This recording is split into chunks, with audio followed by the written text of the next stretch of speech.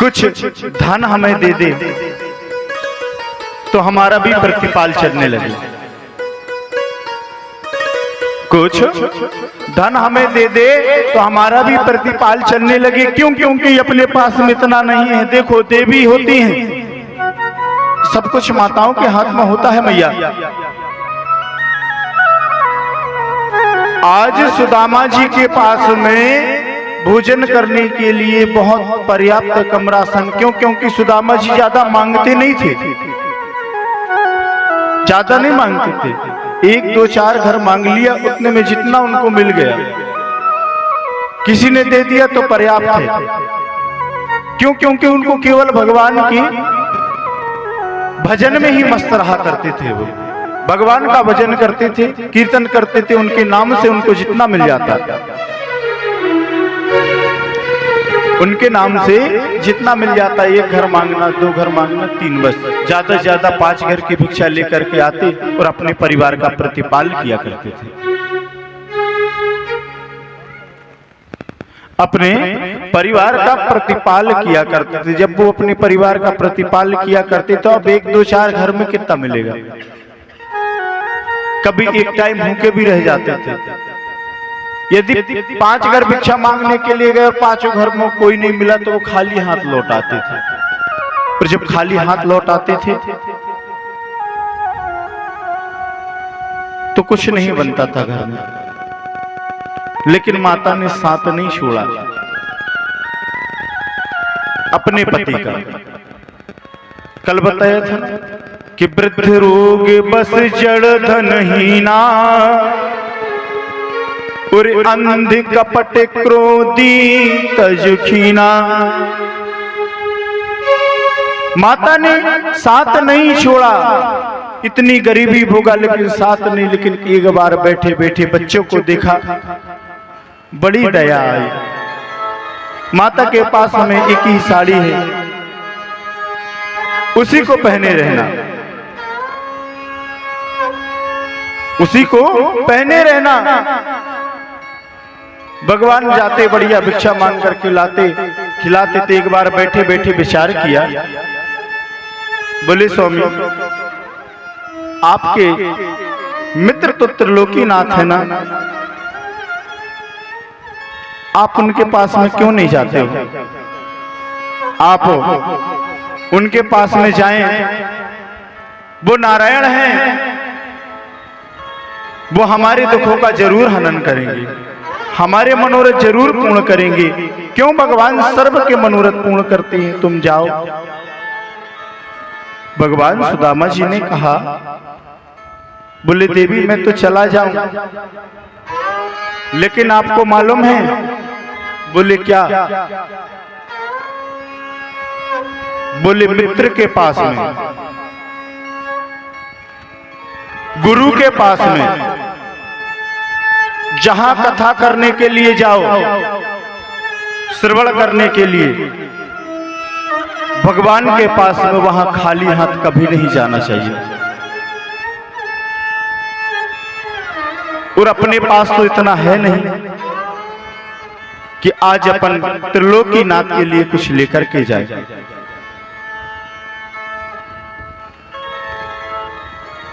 क्यों? अपन जैसे आप लोग कहीं कथा सुनने जाते हैं तो लेकर के जाती हो ना मैया हाथ में, आपकी जो श्रद्धा होती है, थोड़ा सा चावल रख लेंगी पन्नी में, चावल ना रखेंगी, फूल रख लेंगी, है ना, कुछ भी लेकर के, पुष्पम फलम तोयम। लेकिन जाना चाहिए लेकर के। यदि हम कहीं भागवत कथा में जाते हैं तो कुछ ना कुछ हाथ में लेकर के जाना चाहिए, खाली हाथ नहीं जाना चाहिए।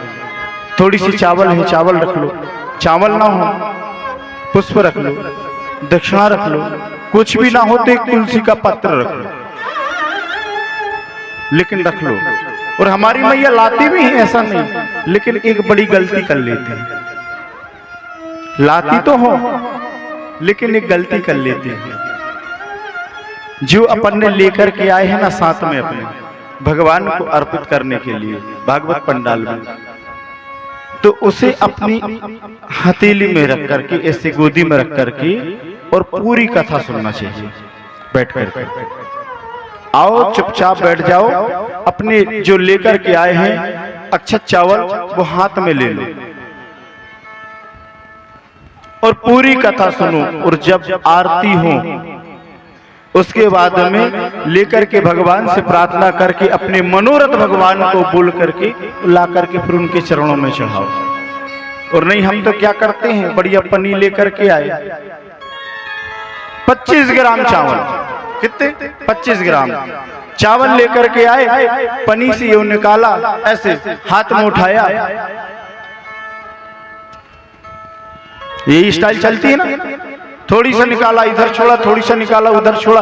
अरे मैया, भगवान को अर्पित करने के लिए लाए कि फेंकने के लिए लाए? ऐसे भगवान को चढ़ाते हैं, ये फेंकना हो गया। जब विवाह होता तो कन्या चावल मारने जाती तो ऐसी मारती ना, उसको क्या कहते हैं, अपन मारना कहते हैं ना, कि चावल मारे, उसको अपन चावल मारने कहते हैं ना। भगवान को लिया तो यहाँ वेद में लिखा है कि यदि एक दाना चावल का पृथ्वी पर गिर जाता है तो भगवान अपनी जिह्वा से उठाते। एक दाना चावल का, तांदुल का पृथ्वी पर गिर गया, भगवान कन्हैया को सबसे ज्यादा प्रिय तांदुल है। एक दाना पृथ्वी पर गिर गया, भगवान अपने जिह्वा से उठाते। हम तो कई दाना फेंक देते, बेचारे भगवान भी क्या करे, दिन भर भी चावल ही उठा फिरत रहते। अब हमें देख ही नहीं पा रहे हैं वो कि हमारा कौन भक्त आया है कथा सुनने के लिए। नारद पुराण में कथा आती कि मनुष्य का पाप कहां वास करता है। बोले मनुष्य का पाप उसके रखे हुए अन्न और धन में वास करता है। तब तो मैया आपने गौर किया होगा कि कोई भिक्षुक या कोई ब्राह्मण आता है तो सबसे ज्यादा दान हम अन्न दान ही करते हैं। बोले कुछ नहीं, एक काम करो, थोड़ा सा आटा दे दो, थोड़ा सा चावल दे दो। कहते ना अन्नदान नहीं करते, क्योंकि जो हमसे नित्य प्रति जो छोटे मोटे पाप कर्म बनते हैं उनका पाप जो है इकट्ठा होकर के अपने रखे हुए अन्न में, इसलिए हमें अन्नदान करना चाहिए। जहां भी भंडारा हो आप दान दो, जहां पुराण हो, यज्ञ हो, यथाशक्ति दान दो। आज वही अन्न लेकर के आओ, अपने हाथ में रखो, पूरे दिन कथा का श्रवण करो, मन में भाव बनाओ, हे भगवान हमसे आपकी कथा में श्रवण करने में जो पाप बने हुए हों आप हमारे मनोरथ को पूर्ण करें।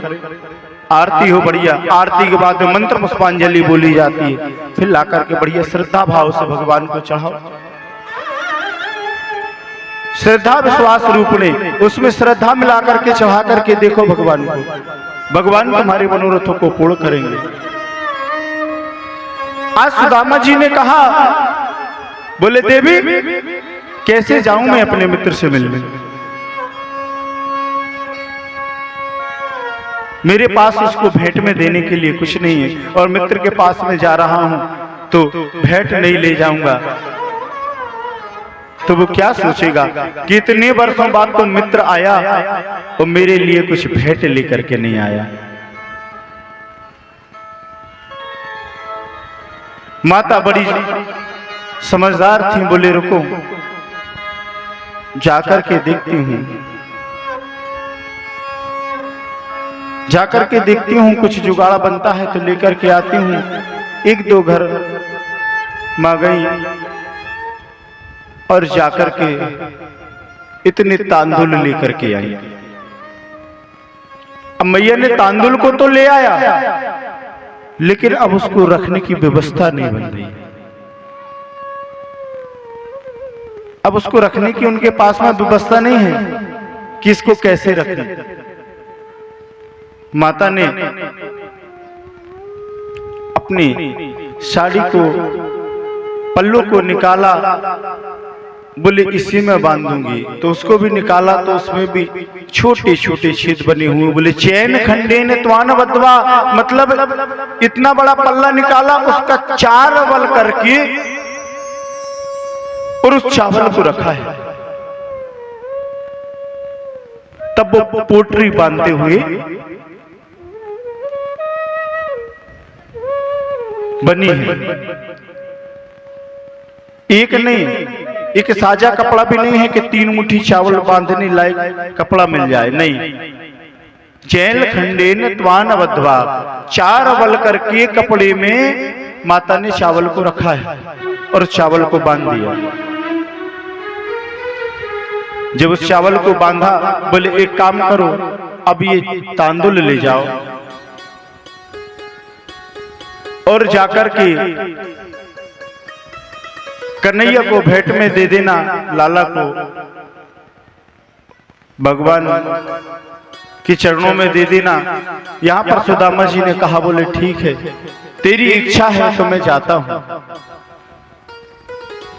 सुदामा जी जाने लगे। सुशीला ने कहा है, बोले स्वामी जा रहे हो तो एक समाचार मेरे लाला से जरूर कह देना। बोले क्या? माता ने अपने भाव रखे। क्या किया?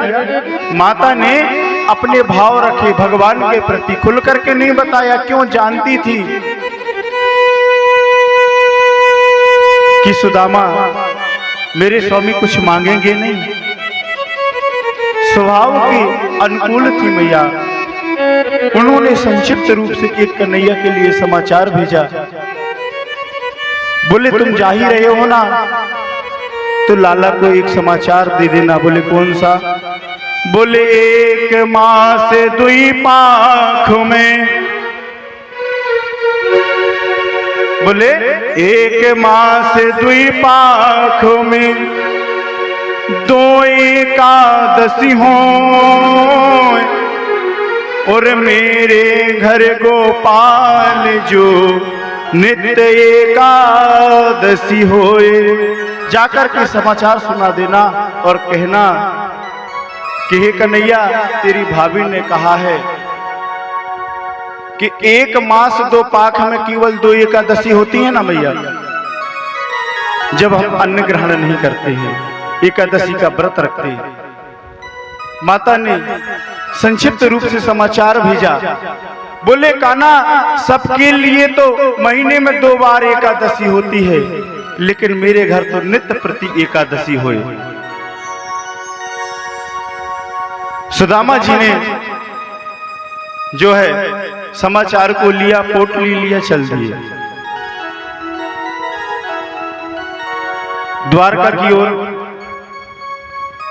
सुदामा जी प्रस्थान कर जाते हैं। न कोई गाड़ी है, न कोई मोटर है, न कोई घोड़ा है।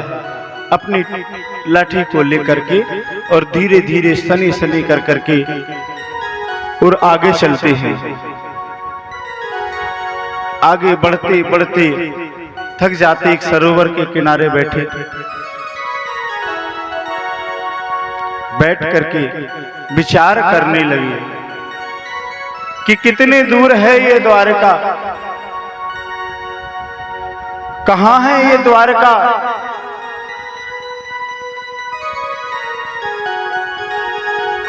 मैं थक गया, आराम करने लगे। कन्हैया सो गए। कन्हैया ने विचार किया, बोले यार मेरा मित्र आ रहा है, मेरा मित्र आ रहा है।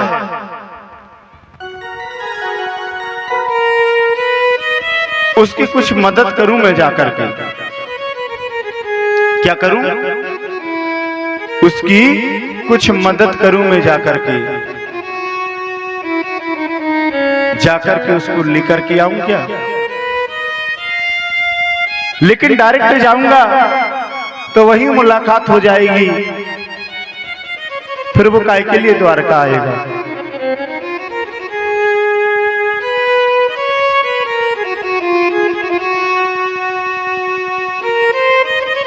वो काय के लिए द्वारका आएगा? इसलिए सुदामा जी भगवान का मनन करते हुए और आगे चले। बोले श्री कृष्ण गोविंदो हरे मुरारी, हे नाथ नारायण वासुदेवा।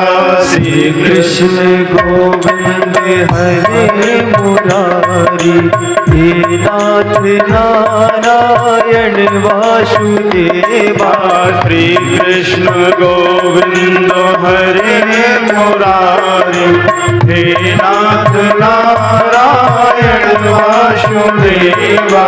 श्री कृष्ण गोविंद हरे मुरारी, हे नाथ नारायण वासुदेवा।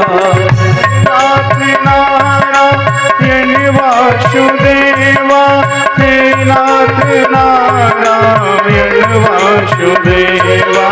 हे नाथ नारायण वासुदेवा, हे नाथ नारायण वासुदेवा। हे नाथ नारायण वासुदेवा, हे नाथ नारायण वासुदेवा।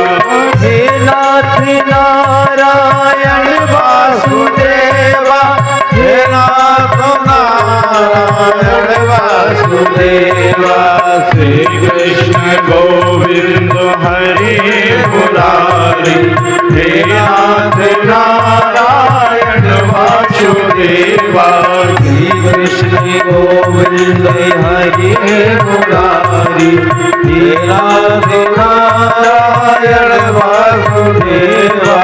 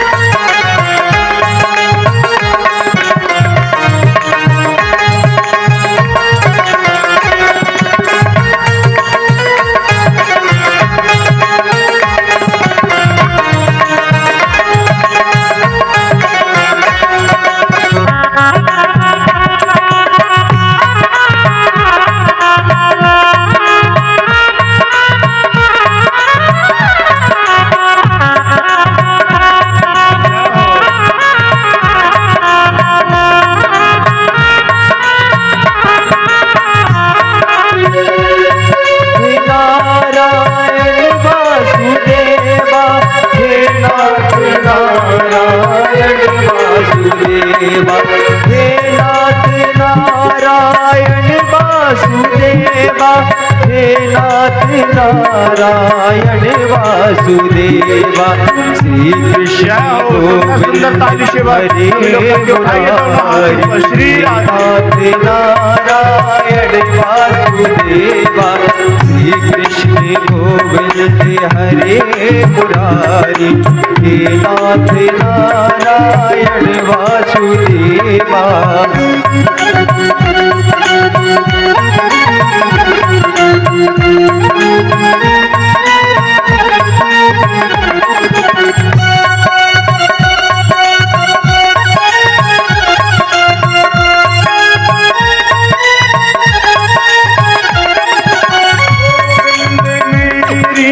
यह प्रार्थना है, भूलो कभी भी ना नाम तेरा।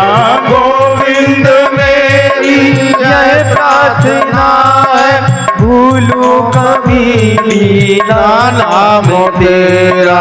हे नाथ नारायण वासुदेवा, हे नाथ नारायण वासुदेवा। हे नाथ नारायण वासुदेवा, हे नाथ नारायण वासुदेवा। श्री कृष्ण गोविंद हरे मुरारी, हे नाथ नारायण वासुदेवा। श्री कृष्ण गोविंद हरे मुरारी, हे नाथ नारायण वासुदेवा।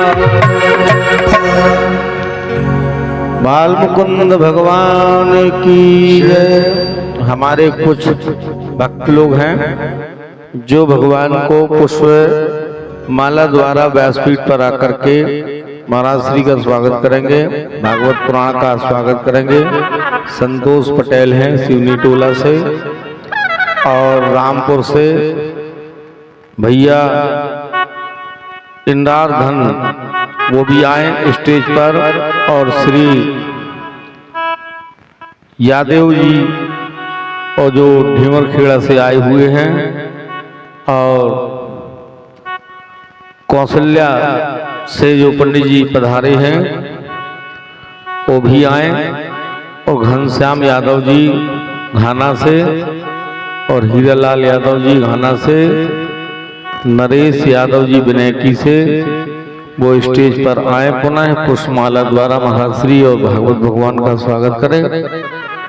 यह पुनीत पावन थोड़ा समय के भाव पर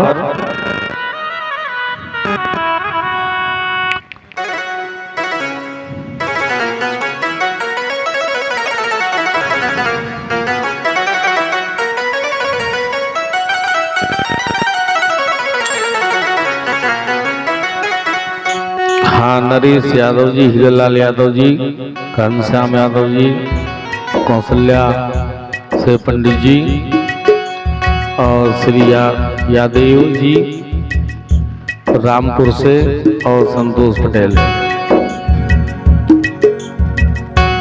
बोलो भागवत भगवान की जय।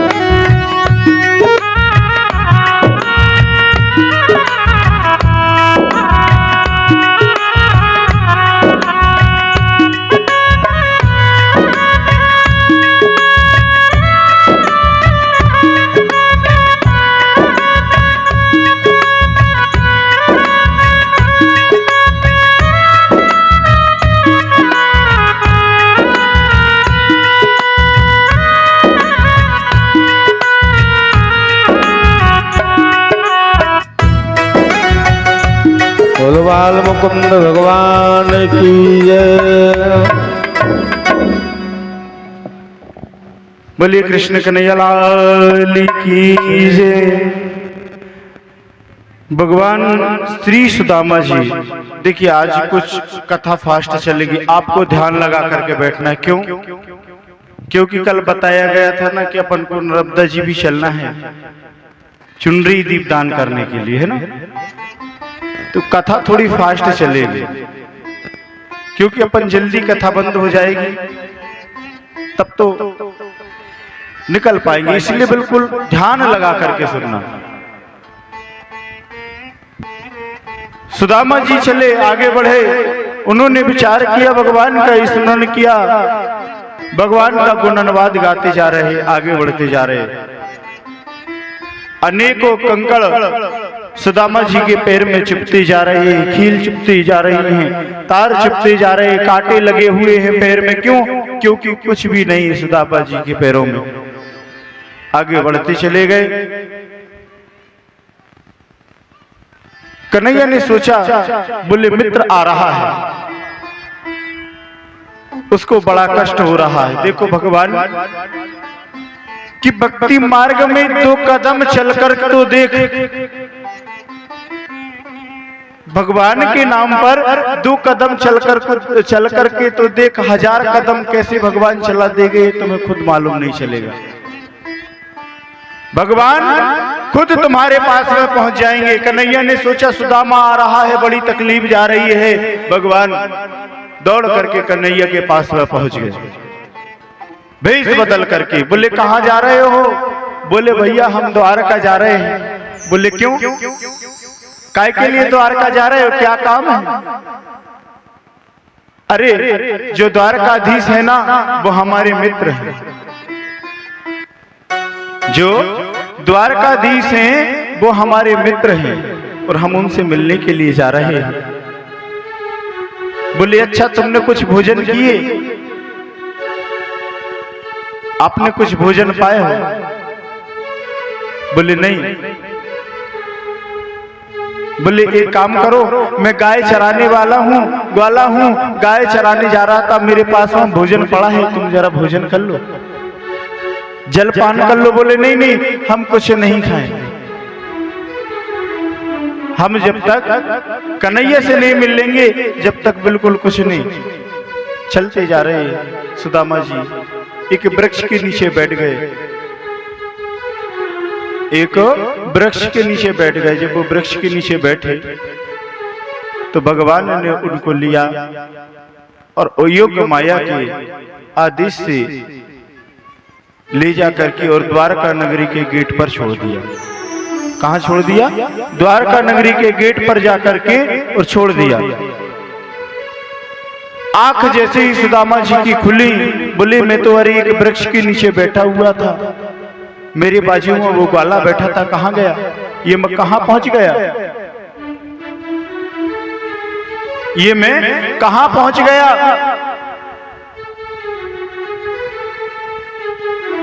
चारों तरफ देखने लगे तो सुंदर सुंदर भवन बने हुए हैं, सुंदर सुंदर मंदिर बने हुए हैं। आगे बढ़े तो दो चार व्यक्ति गांव के आ रहे थे, उनसे पूछा, बोले भैया ये द्वारका कितने दूर है? ये द्वारका नगरी कितने दूर है?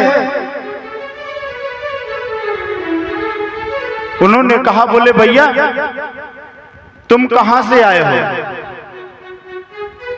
तुम कहां से आए हुए हो? अरे बोले भैया हम द्वारका आए हैं। और किससे मिलना है? ये द्वारका ही है। अरे बोले इतनी जल्दी हम द्वारका पहुंच गए? बोले हाँ पहुंच गए। बोले ये द्वारका ही है, किससे मिलना है तुम्हें? अरे कुछ नहीं, हमारा सखा रहता है ना कन्हैया, उससे मिलना है। अब वो बेचारा द्वारपाल सोच में डूब गया। बोली यार कन्हैया किसका नाम है भैया? बोली क्या कन्हैया कौन है? बोली कन्हैया तो यहां कोई नहीं रहता। महाराज सुदामा ने कहा, बोले नहीं अच्छी से ध्यान करो, वो कन्हैया ही है, लेकिन मैंने सुना है यहाँ का राजा है वो। अब वो द्वारपाल कहने लगा, आराम से बोलो आराम से। बोले क्या हो गया?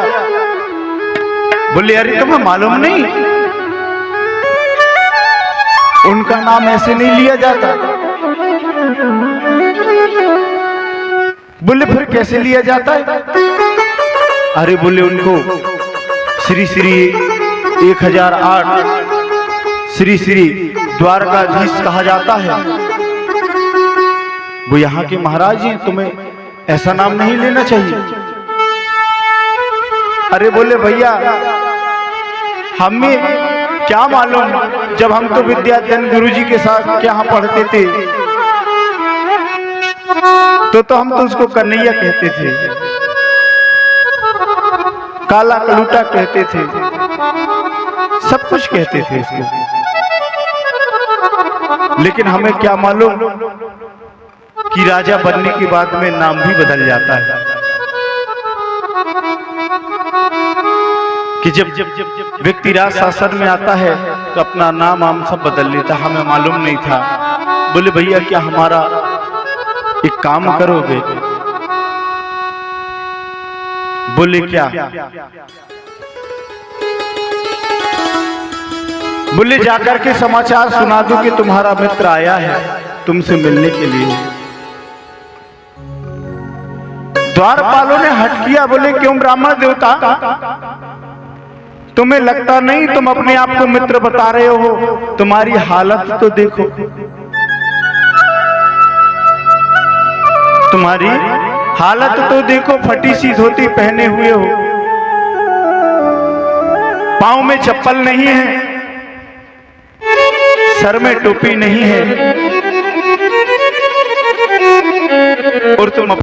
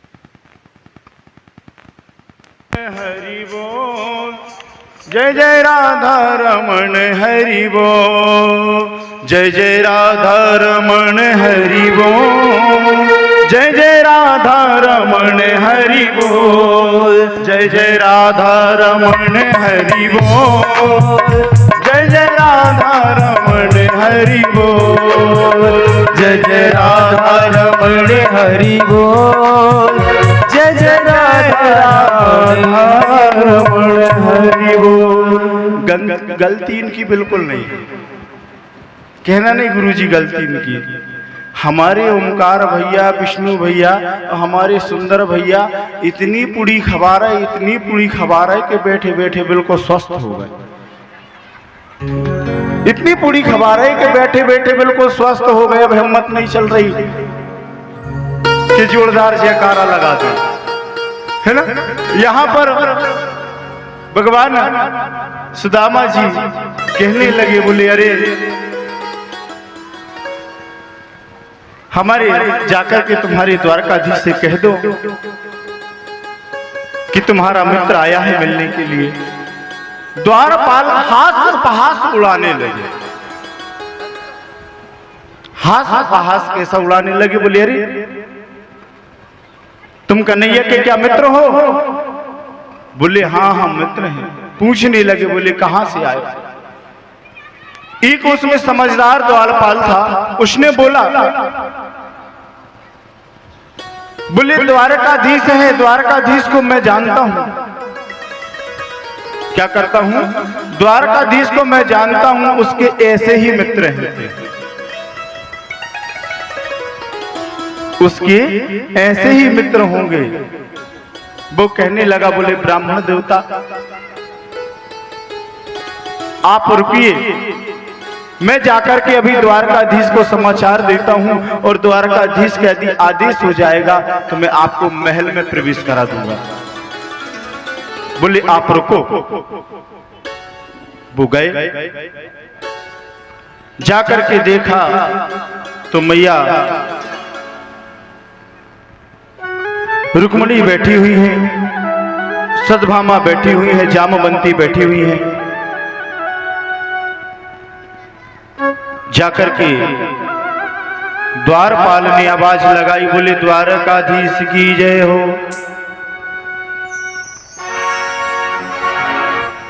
भगवान ने कहा सुनाओ द्वारपाल क्या समाचार है? बोले द्वारकाधीश एक ब्राह्मण देवता आपके दर्शन की याचना लेकर के आए हैं। एक ब्राह्मण देवता आपकी दर्शन की लालसा लेकर के आए हैं। यदि आपका आदेश हो तो उन्हें ले आया जाए।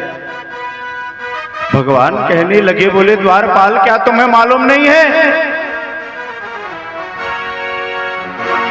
कि मेरे द्वार साधुओं के लिए, ब्राह्मणों के लिए, महात्माओं के लिए आदेश लेने की जरूरत नहीं है।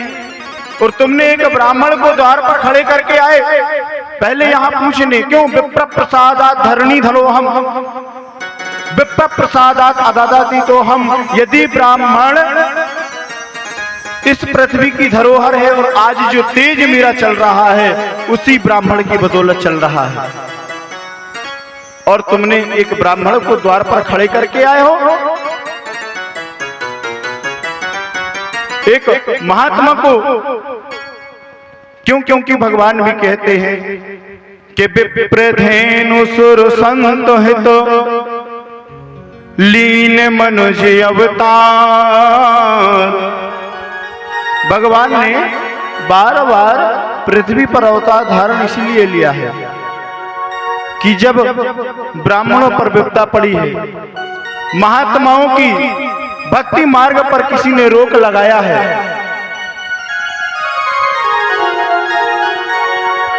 तपस्या करने में किसी ने रोक लगाया है, गौ की सेवा नहीं की है ब्राह्मणों को बचाने के लिए। क्यों? क्योंकि यदि ये चार चीजें पृथ्वी पर सुरक्षित रहेंगी तो मेरा नाम चलता रहेगा। लेकिन द्वारपाल ने कहा, बोले भगवान बात वो नहीं है, मुझे मालूम है कि आपका दरबार कभी बंद नहीं रहता, लेकिन एक संकोच में हूं मैं। बोले क्या? भगवान तो सब जानते हैं। बोले क्या? बोले भगवान, हे द्वारकाधीश, जो वो ब्राह्मण आया हुआ है ना, वो एक ऐसा ब्राह्मण है। बोले कैसा है? बोले एक तो वो आपका मित्र बता रहा है। बोले अच्छा, मेरा मित्र बता रहा है तो और अच्छी बात है। बोले लेकिन भगवान वो कैसा मित्र है आपका? बोले कैसा? बोले शीसो पगा न झगा तनु में। बोले हे नारायण, न शीश में पगड़ी है, ना तन में ढंग के कपड़े पहने हुए हो। बोले शीसो पगाना झगा तनु में। बोले शीश भी नहीं है, जगह भी नहीं है, न कपड़े पहने हुए प्रभु जाने बसे आयो के ही ग्रामा। पता नहीं बोले कौन से ग्राम से आया है, हमें बताया नहीं। और बोले उसका क्या वर्णन करूं? बोले धोती फटी सी लती दुपट्टी, उसकी धोती भी फटी हुई है, मैली कुचेली धोती पहना हुआ है, पांव में चप्पल नहीं पहना है। बोले लेकिन तो क्या हो गया? फिर भी वो मेरा क्या हो गया? ले आते। बोले नहीं प्रभु, बोले वो केवल आपका नाम पूछ रहा है,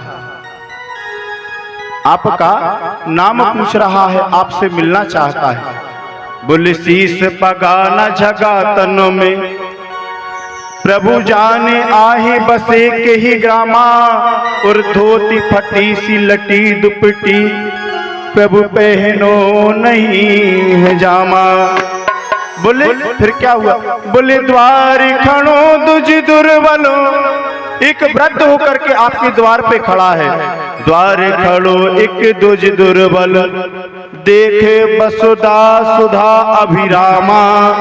और मुछत दीनो दयाल को धाम, और बतावते अपनो नाम सुदामा। जैसे ही भगवान के कानों में सुदामा नाम की झनक पड़ी तो भगवान उठ करके और दौड़ते हुए गिरते अपनी चप्पलों को पहनना भूल जाते हैं, दुपट्टा नीचे गिर जाता है, दौड़ते हुए जाते हैं। और जाकर के गेट में देखा तो सुदामा जी खड़े हुए हैं। भगवान ने जाकर के अपने मित्र को गले से लगाया। जब जाकर के अपने मित्र को गले से लगाया, कहने लगे, बोले मित्र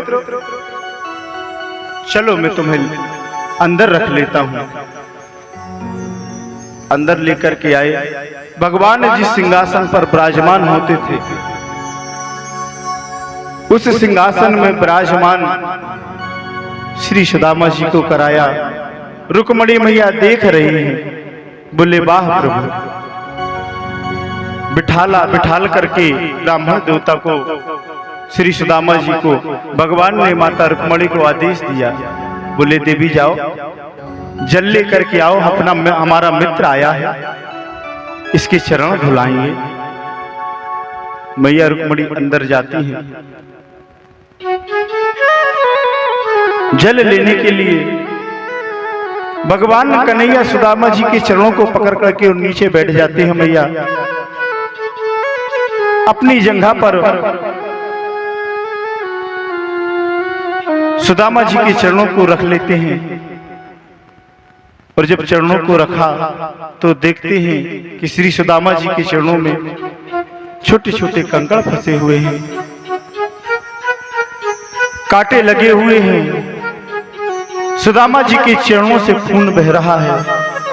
ऐसी दयनीय दशा जब अपने मित्र की देखी, बोले कैसे बिहालो विवायन ते, पग कंटक लाग मुनि जोए। बोले हे मित्र, तुम्हारे पैर में तो छोटे छोटे कंकड़ लगे हुए हैं,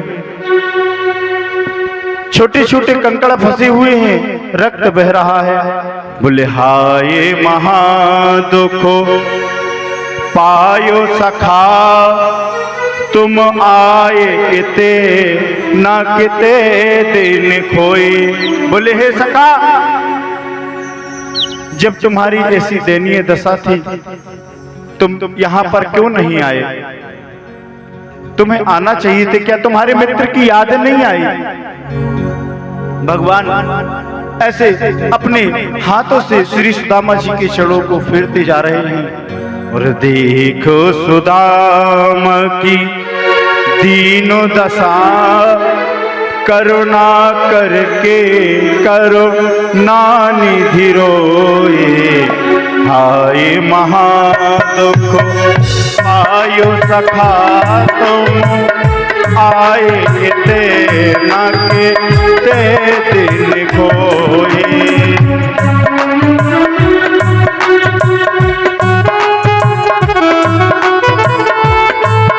हे सखा, तुम इतने दिन कहाँ रहे? तुम यहाँ पर क्यों नहीं आए? और आकर के तुम्हें अपने मित्र की याद नहीं आई? भगवान रोते जा रहे हैं, भगवान रोते जा रहे हैं और कह रहे हैं मित्र तुम यहाँ पर क्यों नहीं आए? माता रुक्मणी ने जब आकर के जल लेकर के आई तो क्या देखती है कि कन्हैया ने अपने नेत्रों के आंसू से भगवान ने श्री सुदामा जी के चरणों को धो दिया। पूरे कंटक जो लगे हुए थे भगवान ने शाप किया, सुदामा जी के चरणों को दबाने लगे। माता चमर डुलाने लगी। कन्हैया ने कहा मेरा मित्र थका हुआ आया है, देवी पसीना बह रहा है, इसको हवा कर दे। यहाँ पर भगवान ने श्री सुदामा जी को बढ़िया नए वस्त्र पहनाए, भोजन करवाया और बोले मित्र यहाँ पर आराम कर लो। क्या कर लो? आराम कर लो, तुम्हें कुछ आराम मिलेगा।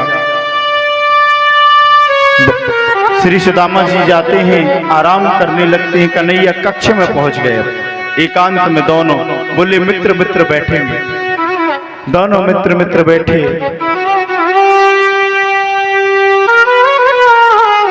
कहने लगे, बोले मित्र मैंने सुना है तुमने विवाह कर लिया। भगवान कह रहे श्री सुदामा जी से। उन्होंने कहा हाँ मित्र, हमने तो विवाह कर लिया, 2 बच्चे भी हैं। बोले अच्छा। बोले मित्र ये बताओ तुमने क्या भाभी को बताया नहीं कि मेरा मित्र के यहाँ जा रहा हूँ? बोले उसी के कहने पर तो मैं यहाँ आया हूँ। बोले अच्छा। हाँ, बोले उसी के कहने पर आया हूं मैं यहाँ। कहने लगे, बोले क्या भाभी ने अपने लाला के लिए कुछ भेंट नहीं भेजा?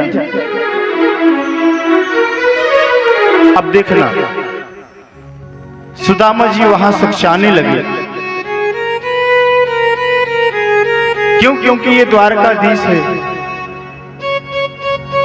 विचार करने लगे, बोले मैंने सुशीला से मना किया था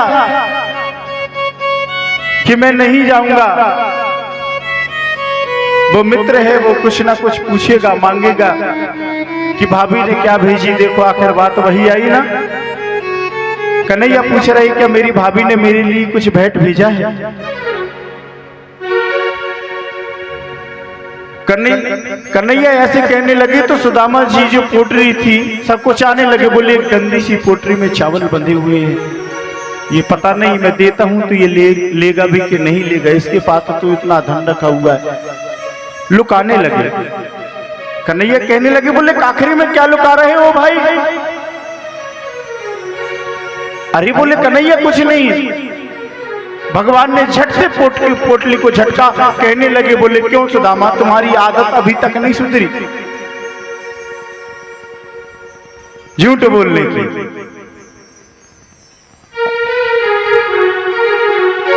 श्री सुदामा जी कहने लगे, बोले कन्हैया मैं इसलिए सकचा रहा था देने में तुझे कि पता नहीं तू पाता है कि नहीं पाता है।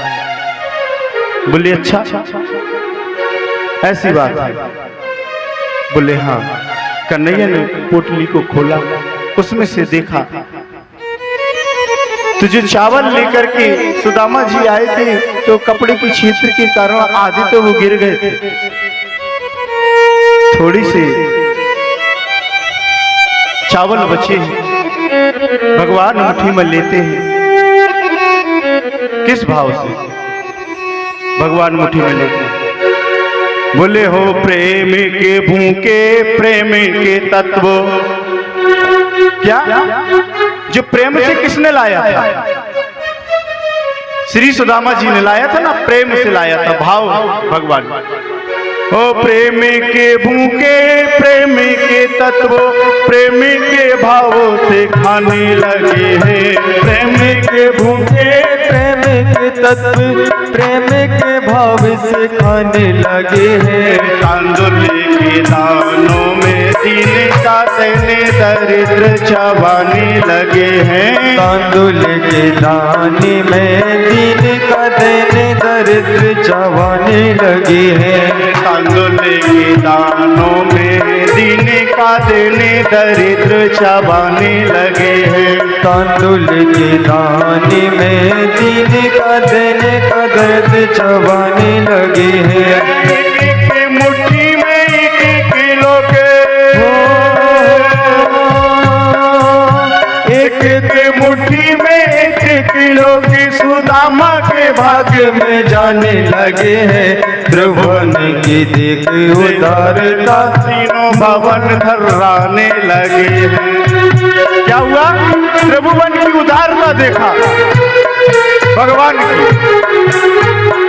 भगवान की उदारता को देख करके तीनों भवन थर्राने लगे। तीनों भवन कैसे थर्राने लगे? क्या कहां पर, यहां पर क्या कहा है भगवान ने कि एक मुट्ठी में 1 किलो की सुदामा के भागों में जाने लगे हैं। त्रिभुवन की देख उदारता, तीनों भवन पर आने लगे हैं। तीनों भवन थर्राने लगे हैं। तीनों भवन थर्राने लगे हैं। एक मुट्ठी में एक लोग किसके भाग में गए? सुदामा के। एक मुट्ठी के खाते ही 1 लोग दे दीन, और दूजी मुट्ठी के लेते ही 2 लोग दे दीन।